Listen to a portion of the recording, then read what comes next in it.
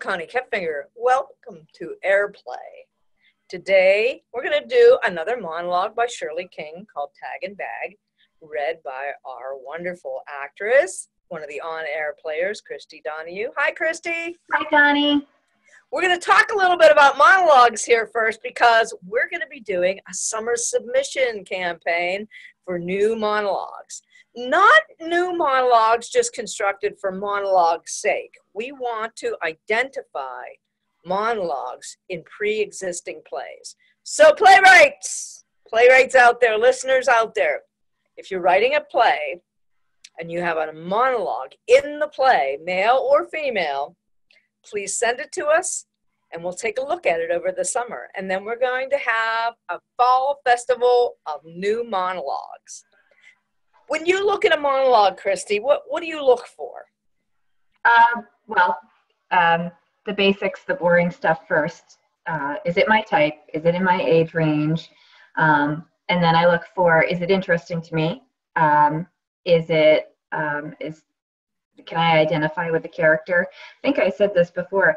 You know, as an actor, you can do most things, but there are occasionally roles that pop up that are harder for you than others because the character is like a person that you meet that doesn't necessarily make sense to you. You don't right. Absolutely. So depending on whether or not I'm looking for that kind of challenge, sometimes I will, just to test my range, take the characters I don't understand. But if it's like for an audition or something, then I want something that's easily relatable for me. Absolutely. And you know, not everybody relates to everything. That's a very important point. You know, playwrights don't have to succumb to the public popularity contest of, you know, is this guy popular? Because I'm going to tell you right now, how many people do you know are like Hamlet? Not too many, right? And that's a wonderful monologue, to be or not to be. He's considering suicide. And, you know, it sounds, you know, many times it's misconstrued because they think, oh, it's about decisions. No, it's not. It's about whether he wants to take his own life. He thinks he's gone nuts because he, you know, hears the ghost of his father's death. But does he hear it? Maybe. I happen to believe he does. So without further ado, please send us your submissions. And we'll look at them over the summer. But without further ado, Christy Donahue reading Shirley King's monologue, Tag and Bag. Thanks. Thank you.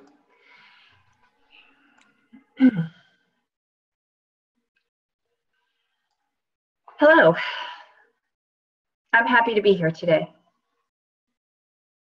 Actually, I'm happy to be anywhere. About this cane. In Afghanistan, I was hit 4 times with roadside bombs.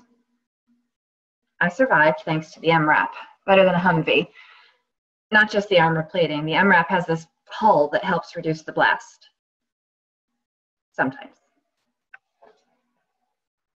I fought for this country. I fought so we could be safe from outside invaders. You know that slogan, fight them over there or we fight them over here. Well, what about fighting, quote, loved ones, unquote, in our own homes?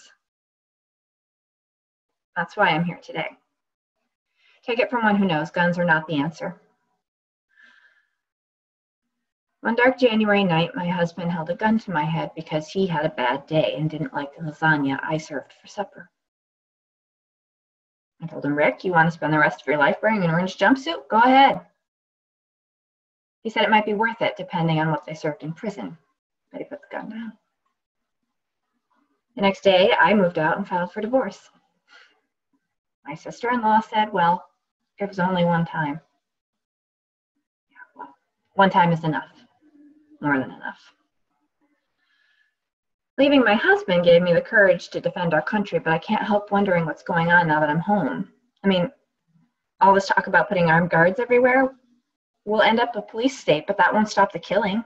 After a while, everyone will be packing heat. Sorry, I know I'm off the subject, but tell me this, who needs guns except law enforcement and the military? My husband, a welder, had no trouble getting his piece. Went to a gun show, filled out a form, and brought home a silver 6-shooter with a blue handle. Easy as pie. Too many tags and bags in Afghanistan. to tag and bag the body and send it home for a military funeral. Some of my buddies were desperate, ready to take their own lives. But I believe in my heart, leaving Rick gave me the strength to say, hang on, take it one day at a time, and later, much later, this will all seem like a bad dream. Okay, a nightmare. Could I prevent more tags and bags? Who knows? What matters is I tried. My buddies are still out there. Some anyway. I saw others get blown to bits, but I got lucky and came home. I tell you no lie, it was tough at first, but counseling helped. So take it from one who knows. Counseling can help you leave your own personal war zone. Oh, by the way, there's a real good reason I'll never buy a gun. I've been trained to kill people. Trained. Get it? Blow a guy's head off if he even looks like he might make a move. Let me tell you, people, this does nothing for my love life. And I signed up as Mary Poppins and came out Arnold Schwarzenegger. Yeah, I even know Kung Fu, and no, I don't mean Kung Fu Panda. I'm talking the real deal. Like all those styles, tiger, mongoose, white crane, praying mantis, cobra, and dragon. Guess which one I turned out to be? Clue. I snarl real loud, and I like wearing stripes. But here's what counts. I choose not to go there, okay?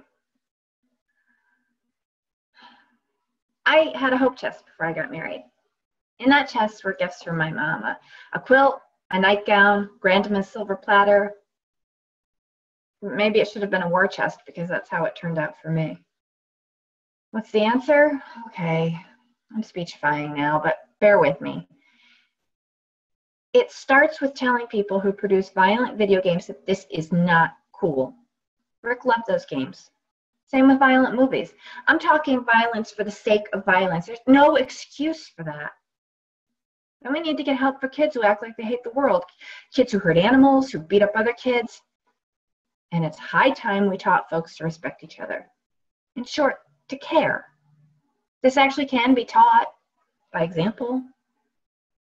Bottom line, we're all in this together. My life, your life, our lives fuse and grow stronger as we dedicate ourselves to wiping out domestic abuse. Look, I don't want any woman out there in mortal danger just because her husband has had a bad day and he's got a gun collection. Today, when I look in the mirror, I see a woman who left a scary situation and started a new life. Sure, the road's been bumpy, you bet. But I survived and so can you. So I'm here today, testifying for women against domestic violence. To wrap things up, here's what matters. I've got choices. And so do you. Thanks for listening.